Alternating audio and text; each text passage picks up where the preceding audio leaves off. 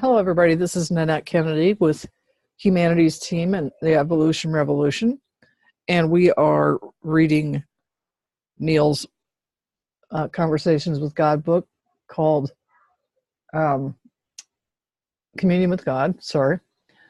And Linda, I'll let you tell us where we are. Okay, we are on chapter 3. And that would be, looks like page 37. Okay. The illusion of disunity. Oh, that's right. How could we forget that? Why can't I find my Kindle app? It moves around on my phone and I don't know how to. Well, let's go ahead and get started and I'll get caught up with you. Okay. All right, thank All you. right, so this is communion with God. And this is God speaking. The third illusion is disunity exists. The only escape from the conundrum of the second illusion was to create the third. The creator and the creations were not all one. This required the human mind to conceive of the possibility of the impossible. That which is one is not one. That which is unified is really separate. This is the illusion of disunity, the idea that separation exists. Your species reasoned that if creations were separate from the creator, and if the creator allowed the creations to do whatever they pleased, it would then be possible for the creations to do something that the creator did not want them to do. Under these circumstances, the will of the creator could be thwarted. God could want something but not get it. Disunity produces the possibility of failure, and failure is only possible if need exists. One illusion depends on another. The first three illusions are the most critical. So important are these illusions, so key are they in supporting the rest, that separate cultural stories were assigned to them in order to explain them and to assure that they would be explained clearly and often. Each of your cultures created its own special story, but all of them made the same basic points, each in their own way. One of the most famous is the story of Adam and Eve. It is said that the first man and first woman were created by God and lived happily in the Garden of Eden or paradise. There they enjoyed eternal life and communion with the divine. In exchange for this gift of life idyllic, God is said to have required only one thing. Do not, he commanded, eat of the fruit of the tree of knowledge of good and evil. According to this legend, Eve ate the fruit anyway. She disobeyed orders. But it was not entirely her fault. She was tempted by a serpent, who in reality was a being you have called Satan or the devil. And just who is this devil? He is, one story has it, an angel gone bad, a creation of God who dared to want to be as great as his creator. This, the story says, is the ultimate offense, the supreme blasphemy. All creations should consider the creator, honor the creator, and never seek to be as great or greater. In this particular version of the main cultural story, you have deviated from your normal pattern by ascribing to me certain qualities that are not reflected in the human experience. Human creators actually want their offspring to survive, to be as great, if not greater than they. It is the greatest pleasure of all healthy parents to see their children reach and exceed their own station in life and to surpass their own achievements. God, on the other hand, was said to have been dishonored by this and deeply offended. Satan, the fallen angel, was cast away, separated from the flock, shunned, damned, and suddenly there were two powers in ultimate reality, God and Satan, and two places from which they operated, heaven and hell. It was Satan's desire, according to the story that developed, to tempt humans to disobey the will of God. God and Satan were now in competition for man's soul.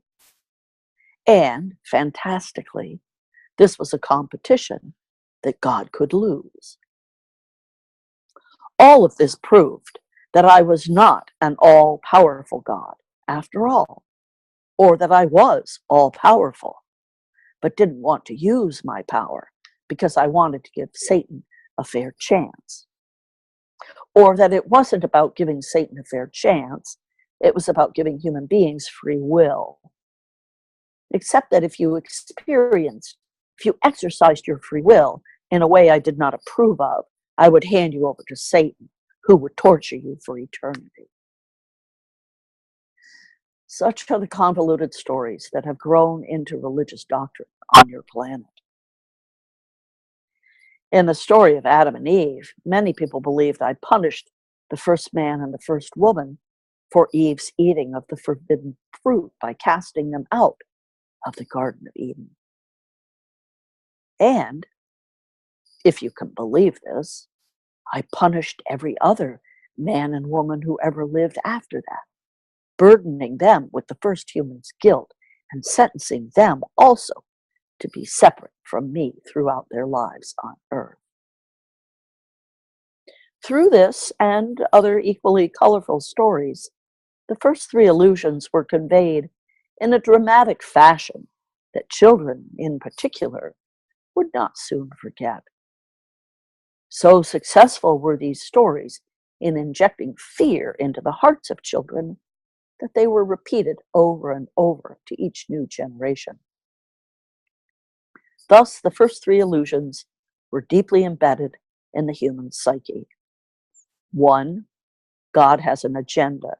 Need exists. 2, the outcome of life is in doubt. Failure exists. And 3, you are separate from God. Disunity exists. While the idea that need and failure exists is crucial to the rest of the illusions, the idea that disunity exists has the most impact on human affairs. The impact of the third illusion is felt by the human race to this day.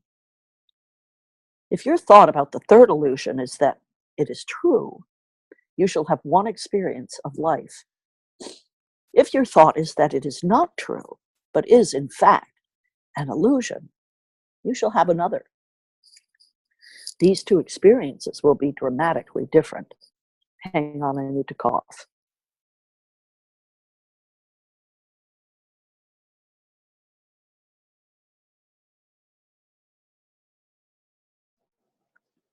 Currently, nearly everyone on your planet believes the illusion of disunity to be real. As a result, people feel separate from God and separate from one another. The feeling of separation from me makes it extremely difficult for people to relate to me in any meaningful way.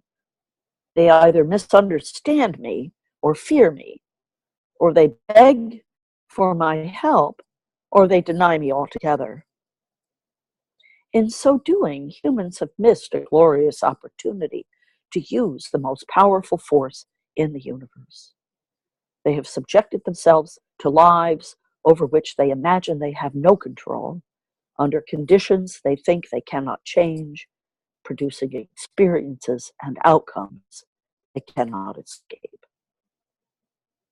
They live lives of quiet desperation, offering up their pain, suffering it gladly, believing that their silent bravery will sufficient favor to get into heaven where they will receive their reward. There are many reasons that suffering without undue complaining may be good for the soul, but ensuring one's reward in heaven is not one of them. Courage is its own reward, and there can never be a good reason to cause other people suffering, which is what complaining does. The master, therefore, never complains, and so limits the suffering outside of himself and inside as well. Yet the master does not refrain from complaining in order to limit suffering, but because the master does not interpret the experience of pain as suffering, but merely as pain. Pain is an experience. Suffering is a judgment which is made about the experience. The judgment of many is that pain they are experiencing is not okay and should not be occurring. Yet the degree to which pain is accepted as perfect is the degree to which suffering in life may be eliminated. It is through this understanding that masters overcome all suffering, although they may not escape all pain. Even people who have not achieved mastery have experienced the difference between pain and suffering. An example of this might be having a badly aching tooth pulled.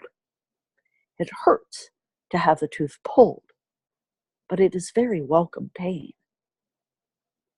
Their feeling of separation from me prevents humans from using me, calling upon me, having a friendship with me, harnessing the full potential of my creative and healing power, either to end suffering or for any other purpose. Their feeling of suffering from each other allows humans to do all manner of things to each other that they would never do to themselves. By failing to see that they are doing these things to themselves, they produce and reproduce unwelcome results in their daily lives and in their planetary experience. It has been said that the human race is facing the same problems that it has faced since the dawn of recorded history. And this is true, to a lesser degree all the time. Greed, violence, jealousy, and other behaviors that you do not believe benefit anyone are still deployed by members of your species, although now by the minority. This is a sign of your evolution. Yet efforts in your society are directed not nearly so much at seeking to change these behaviors as seeking to punish them. It is thought that punishing them correct them. Some people are still not understanding that until they correct the conditions in society which create and invite unwanted behaviors, they will correct nothing. A truly objective analysis proves this, yet many people ignore that proof and continue trying to solve society's problems with the same energy that created them. They seek to end killing with killing, to end violence with violence, to quell anger with anger. In doing all of this, they fail to see their hypocrisy and thus embody it. Recognizing the first three illusions as illusions would stop everyone from denying the oneness of all life and threatening to destroy all life on your planet. Many humans continue to see themselves as separate from each other, from all other living things, from God. They see that they are destroying themselves, yet they claim not to understand how they are doing it. Surely, they say, it is not through their individual actions. They cannot see the connection between their individual decisions and choices and the world at large. These are the benefits of many, and if you wish to see them changed, it is up to you, who truly understand cause and effect, to change them. For your fellow humans believe that it is having no effect on the whole to cut down hundreds of thousands of trees each week so that they can have their Sunday paper.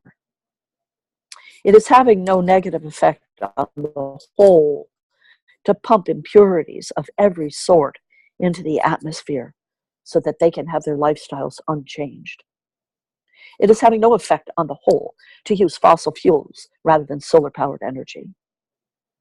It is having no effect on the whole to smoke cigarettes or eat red meat at every meal, consume large quantities of alcohol.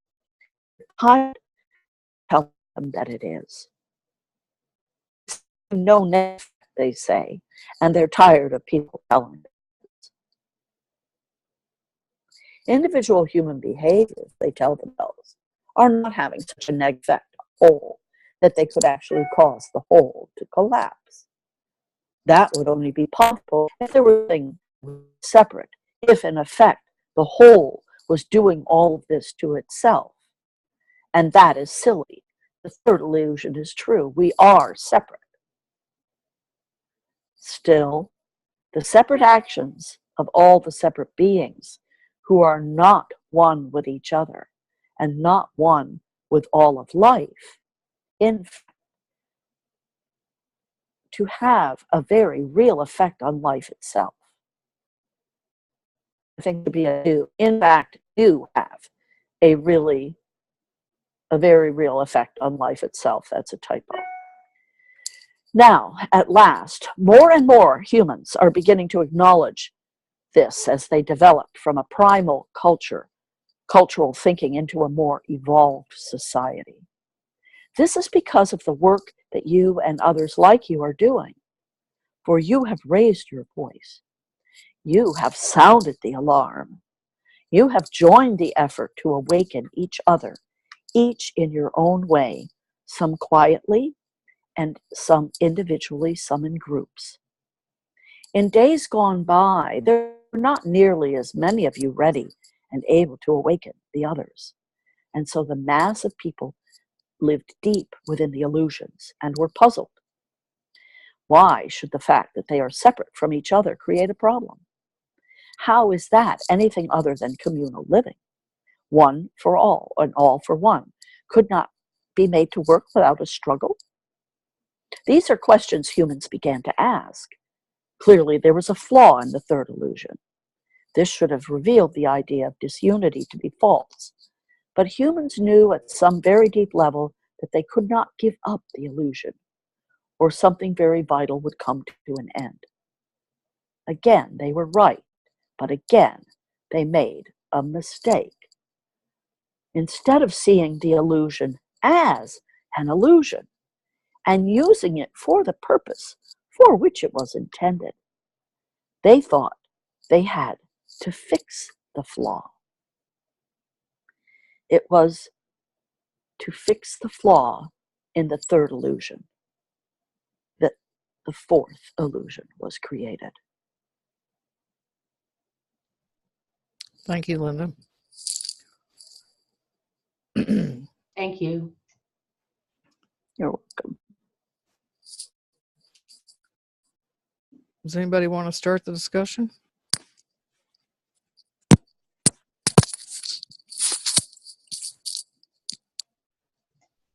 Well, we're certainly prone to mistakes Yeah. and not necessarily learning from them. Yep. They're meant to be learning opportunities, but yeah, somehow we beat ourselves up for mistakes instead of learning from them.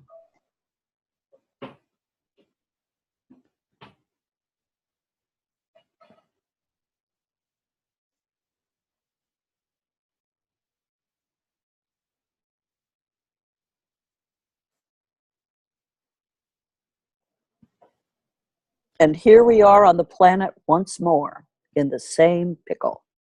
Yep. But I do believe the unified field is growing, and I liked how we joined with the compassion games this year on Global Oneness Day. I think as a species, we are becoming more compassionate. Yeah, that's where I'm putting my belief anyway. I agree. I think we're up the spiral from where we were. Yeah, we are. And Going to move the spiral. yeah, the denial in our humanness is quite strong. I mean, my mother died of congestive heart failure from a heart attack she denied she ever had, but it did keep her in the hospital for 4 months. So denial is very strong in humanity, like, you know, that we're not affecting the weather. And when did John Denver write about that? Like 30 years ago? What was the name of the song? We're all in this together. It's we play it often at meditation. The changes in the weather. It's about time. It's about love. Yeah, it's one of his songs, and it talks about you know, that we're all related, and you know, like, Linda, your daughter is also my daughter, and yeah, it's a beautiful song.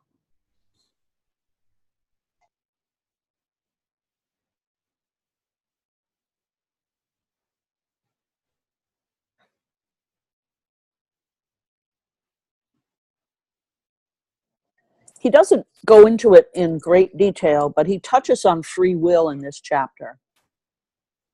And I think it's interesting,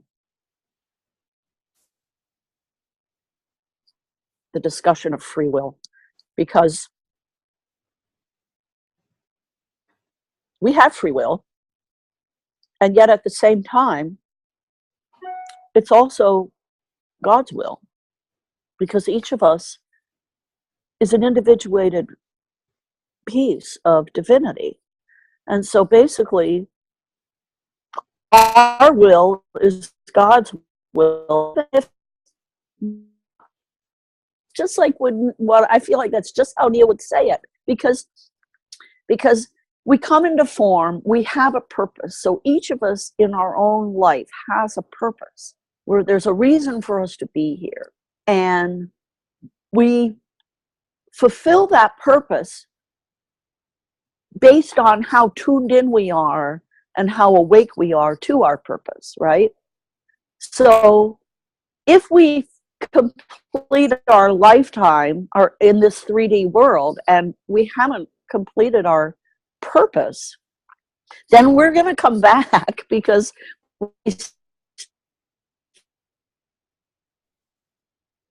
and so it would have been our own will that would have interfered. It would have been our 3D free will, I call it, that would have interfered with our actually achieving our life purpose. And at divinity, it's all God's choice. Even if we haven't fulfilled our purpose in this lifetime, that's okay. That's still God's will. I don't know if that makes any sense. It makes total sense to me, but it's hard to put it in any sense.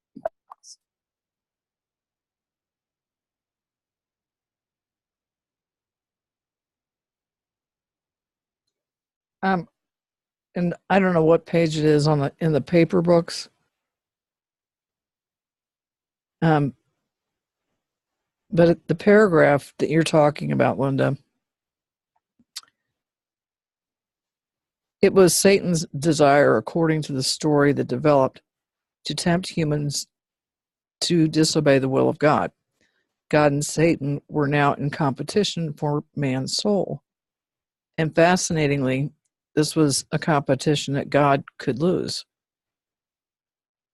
All of this proved that I was not an all-powerful God after all, or that I was all-powerful, but didn't want to use my power because I wanted to give Satan a fair chance, or that it wasn't about giving Satan a fair chance. It was about giving human beings free will, except that if you exercised your free will in a way I did not approve, I would hand you over to Satan, who would torture you for eternity. And I think it's interesting because this is all about the Adam and Eve story. And I'm sure every one of us on this phone call could come up with some negative memories of the use of Satan and Adam and Eve being the first two people. And some of you on this call have heard me say, I was only in the second grade. My teacher was Sister Frances Margaret. And I was so confused by the story of Adam and Eve, because then they had two sons. And I raised my hand, stood up beside my desk and said, does that mean the brothers got married to each other? I was 7 years old. What did I know? But I've always been pretty logistic. And so the story, you had to suspend all, there's a term called willing suspension of disbelief. And it means where you have to put what you know on a shelf in order to buy the story. And I think it was easy for many, many, many people to say, well, if it says there was an Adam and Eve story in the Garden of Eden and a snake and Satan, and then it must be true, even though it makes no logical sense. Over.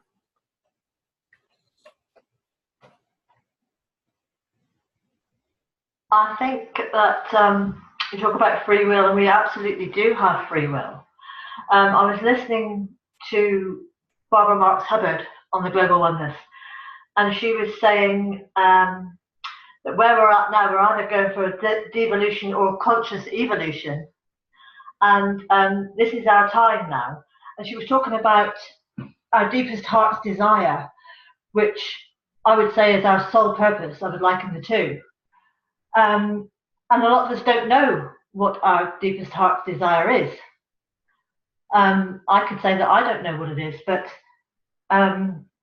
what we need is to come together and work out together what our deepest heart's desire. By joining together in groups, we will find out what our deepest heart's desire is.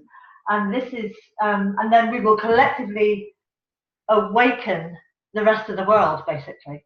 We are doing it. She said that, the media is full of bad news, but it's all over the world this is happening, what we're doing in groups. And it's more going on than we realise, I think. And we will get there if we choose to. It's all a matter of choice and free will. I mean, it's not mapped out where we're going. We go where we choose to go through our own free will. Over. Thank you.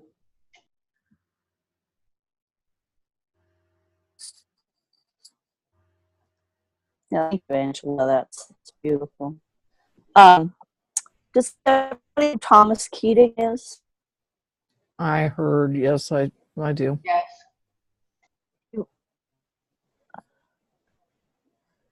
Yeah, well, he just passed away in the last couple of days.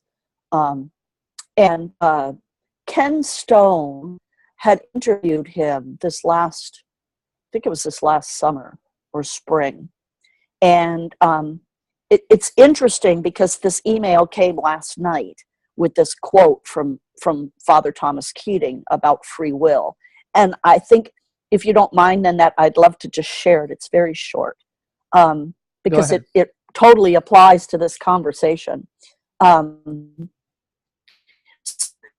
was interviewing him, and they come across this little conversation, and stops and he goes, "Wait, are you telling me we don't have free will?" And this was Thomas Keating's answer. He says, "In separation, we believe we have free will. We spend the first 3 stages of consciousness exploring this powerful illusion that we can craft and make our lives exactly as they want them to be, all the while more fully uncovering what we are, one of plus human expressions of the divine on the planet right now.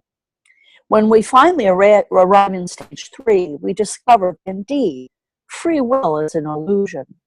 And through this illusion, we have received our greatest liberation. Through this gift, we have uncovered and explored all these seemingly disparate experiences, all of which have led us to this singular realization. In God's will, in my will, there is suffering. When I surrender my will to God's, I eventually discover myself once again, for there is only the divine.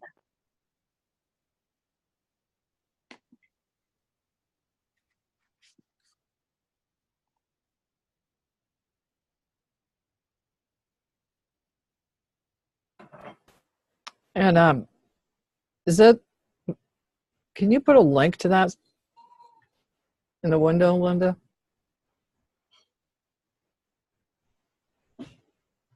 I'm not sure how. I'm on the laptop, so I'll go on the laptop in Zoom, and then I can copy and paste it into the chat window. Okay. Let me join again. That's funny. There's 2 Shabanas. Yeah, I just thought it was so powerful. In my will, there is suffering. In God's will, there is resonance. And when I surrender my will to God, I eventually discover myself once again, for there is only the divine.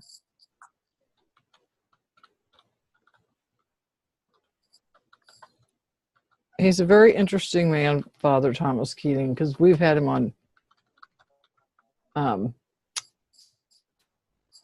programs on H for Humanities team.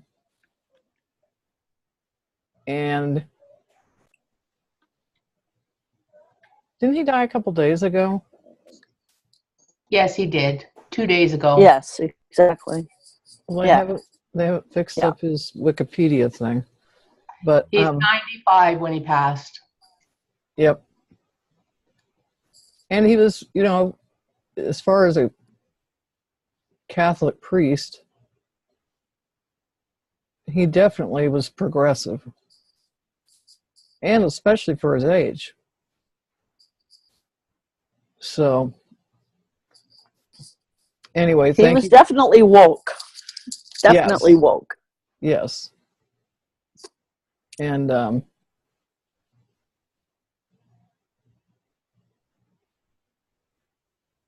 isn't he the one that came up with the original blessing, or is that I don't know. the guy that used to be a Catholic priest but now is an Episcopalian priest? I can't think of his name. Anyway. Alrighty. Anybody else?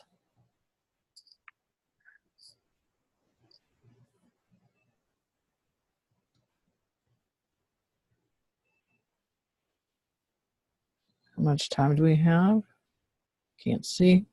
20 minutes or so. Let's see how long the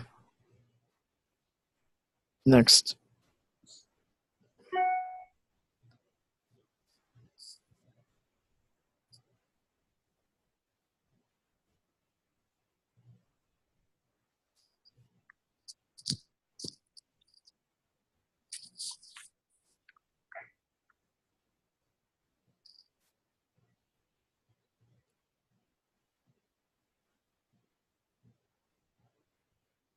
I was impressed by, I'm trying to remember the name of the lady, Nanette. She was the one who had the, she was flying like a bird when she had this shamanic. Mary Morrissey? Or was it Lynn? Lynn Twist. Lynn, I think. Okay. Yeah. Do you remember that Global Oneness Day? I can't remember the name of it. I don't know it off the top of my head, and I, for some reason, can't make my screen go small right now. Well, all I know is that it was very encouraging because she said the best thing about climate change is that we've caused it. And so we have the ability to know we can reverse it. That there is technology, there is a willingness, there's a pooled desire to make the difference. Did anyone catch that one? Yeah, and I think that was Lynn, but I could be wrong. I think it is Lynn. She had that shamanic experience in the Amazon. That's the one, Christine. Yeah. Yeah, and of course, the Course in Miracles says there is no order of difficulties in miracles because every breath you take is a miracle. So we're all miracles. And when we,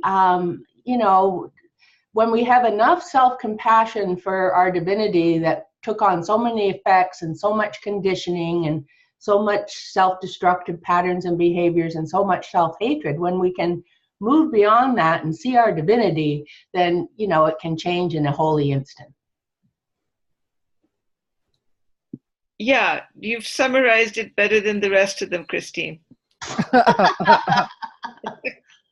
We should put you on. Well, I did Humanities Team Canada did a little video for, how we practice and what we do to start our day for Global Oneness Day. And, mine is quite enthusiastic. And when Scott watched it, he was howling with laughter. He said, "You're so funny." And I said, "Well, I've lived with you for 42 years and you're so funny, right? Like God told me at 7 that you were here and that you'd be very funny, and you are, right? So how could that not rub off?"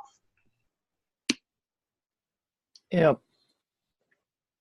I'm sorry, I didn't find it funny at all. I found it quite inspirational. I don't know what he found funny. Just my enthusiasm. That was the best part. It was like Linda's crying. Yeah. Well, we had George out yesterday, and he's a happy being, kind of like Emily, right? He's just a happy being, and people at the mall were just saying, "He's so adorable. He's so adorable." Well, happiness is adorable. Like, that's why Emily's so adorable. No matter what she got into, like trying to go through the cat door and getting stuck at her head, or sitting in the arm of a tree, like she is adorable. Yep, she is. And thank you for saying so. Well, even the thought of her makes me smile. And she's the kind of dog that will lick you to death. Which I wasn't. George, the hugging dog. Yep. He just wants to put his arms around everybody, cats, dogs, people, and just hug them. Yep. Well, shall we read on for a few minutes? What's the consensus here? Let's do the meditation first, and then you can read as long as you like. Okay. Lord God, we need right here, right now, to invite every form of consciousness across the universes. Formally, we're inviting them formally to pool their energy and their expertise of every type to give humanity the confidence to know that we are fully capable of consciously appreciating their help in pulling us upward and onward out of the dangers of this crisis we have created for ourselves by hurting our Mother Earth. Amen. And we thank you for this opportunity to do it here and now, confidently, enthusiastically, and passionately. Amen.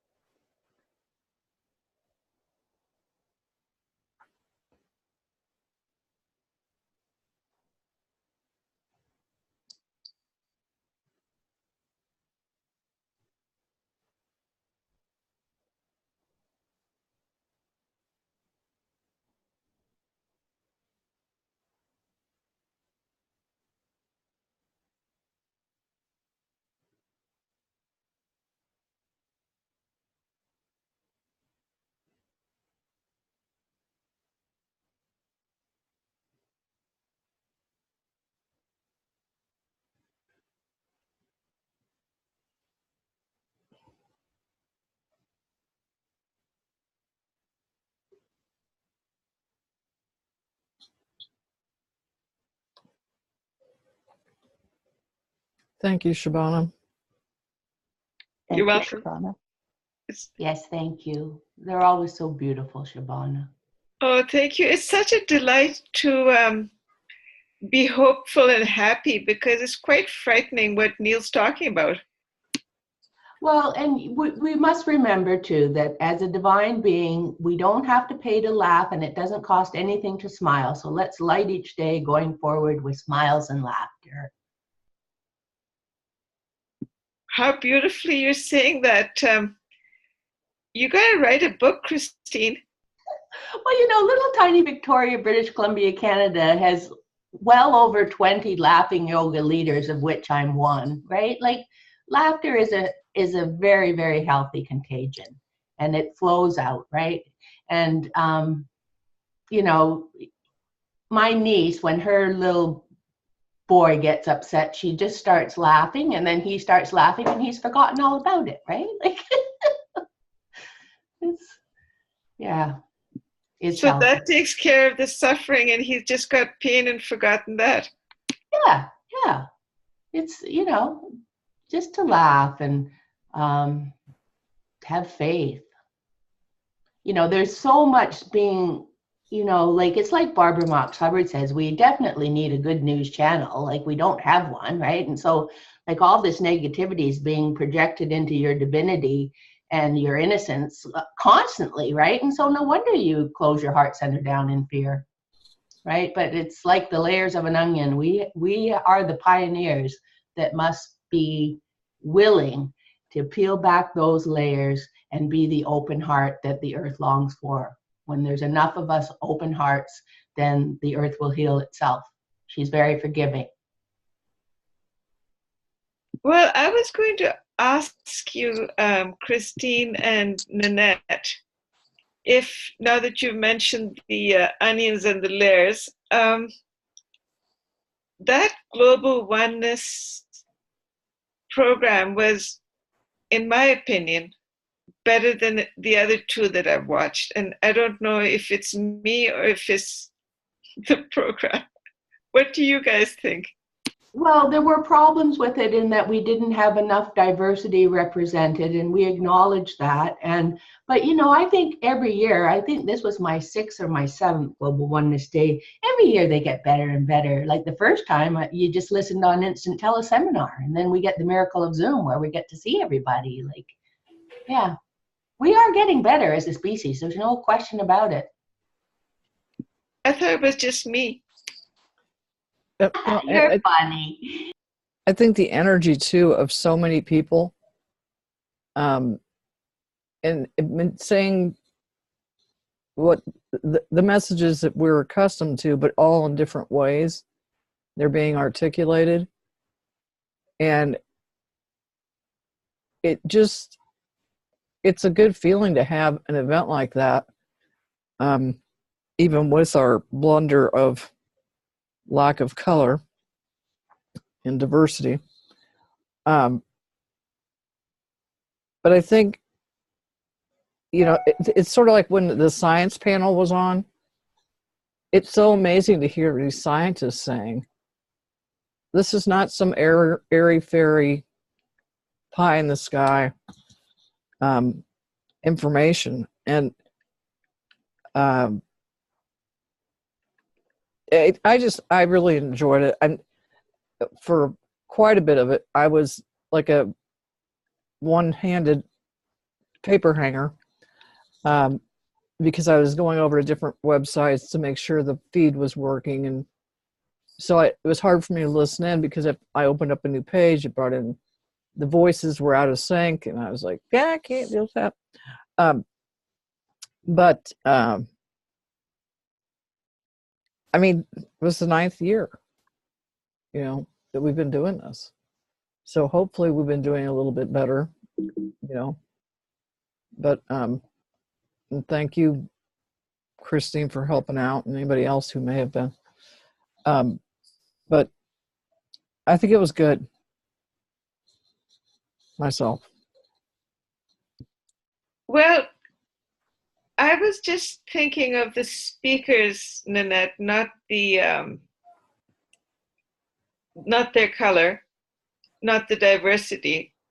And the one thing that really stuck with me when I was listening for the meditation, I mean, I just download those things, they're not my idea, was to see Lynn's arms flapping like wings when she described the eagle that the Aboriginals in the rainforest had sent, and the prophecy that, hey, you can try all you want, you'll never be able to get away from it, because those people have invited you and you're going to show up, and you can resist all you want, but it's not even an option. Do you remember that part? Mm-hmm. Mm-hmm. Yeah. And that's how I feel about the political situation, that it really is a spiritual business. It's not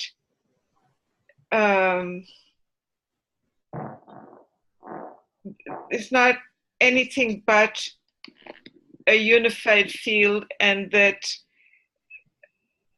the opposition here in Canada is just as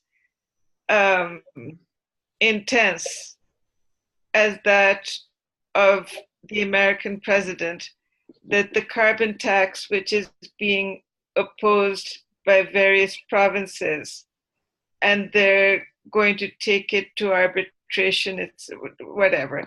Like, it's sad, but a small group like humanities team and an even smaller group like this book club have far more power than the naysayers.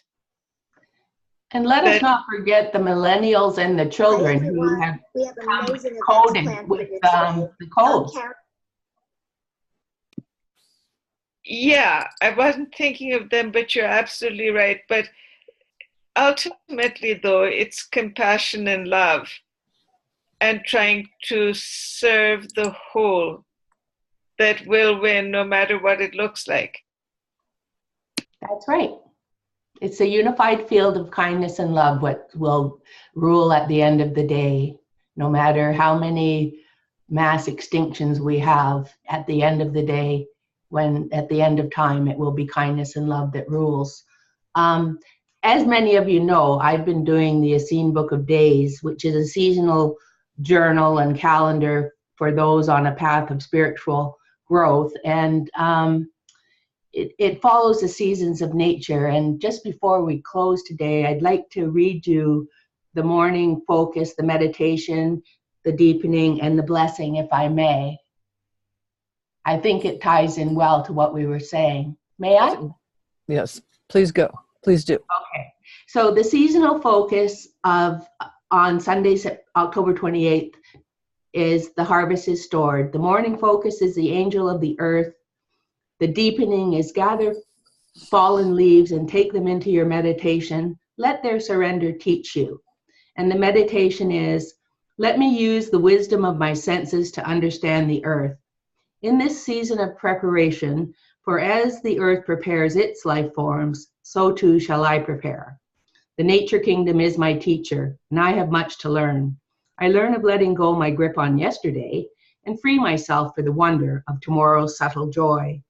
And then you have an opportunity to, today I will bring the spirit of learning from everything to my, and I said wisdom. And then the evening focus, and the morning focus and the evening focus is always the same, although the meditations and blessings change. The angel of creative work, the blessing. Fulfillment and completeness are the gifts I give to me. They come from focused labor and perfection as my guide. How well I see the power that my own acts have on me, and I create my world of joy or a world of misery. Perfection is my natural state. How easily I forget.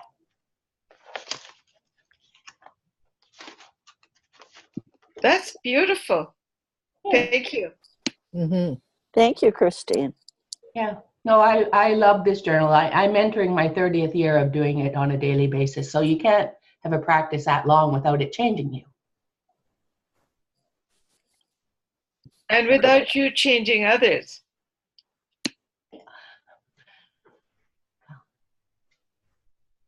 We're all one after all. Yes, we are. Gotta thank the dysfunction you had, Christine. Oh, well, look, I am just a single cell who I have no idea why all of our collective bravery chose to be born in what can only be described as a spectacularly dysfunctional human family, but we did. So let's honor the bravery of the innocents that chose that, right? We're here as pioneers. Agreed. Well, now that we're down to 1 minute left, I think we should probably say we're not going to read anymore today.